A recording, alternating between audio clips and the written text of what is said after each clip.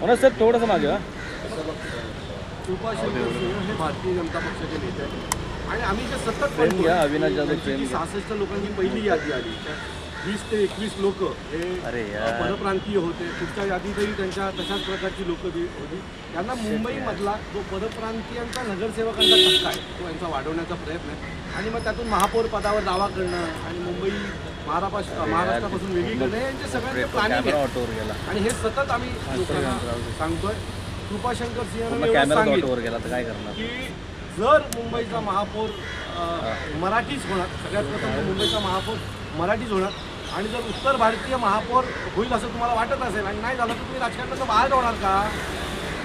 मी परत खात्रीने सांगतो, मुंबईचा महापौर हा मराठीच होणार आणि आमचाच होणार.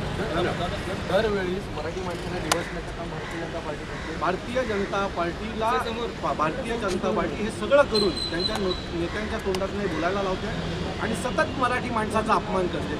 मला वाटतं मुंबईमधल्या मराठी माणसाने याचा विचार केला पाहिजे की सतत भारतीय जनता पक्षाचे नेते हे मुंबईमध्ये राहून जर मराठी माणसाचा अपमान करत असतील तर नक्की यांचं करायचं काय?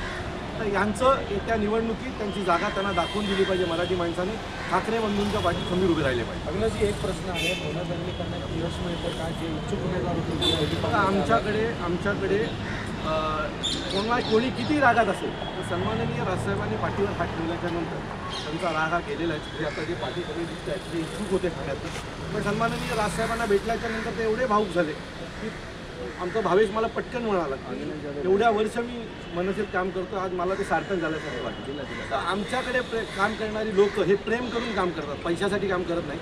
हे आमची सगळी लोक आहेत ही ठाकरे बंधूंवर प्रेम करतात आणि जशी इतरही ठिकाणी काही जर फॉर्म पडले असतील तर ते देखील पाठी घेतले जाते.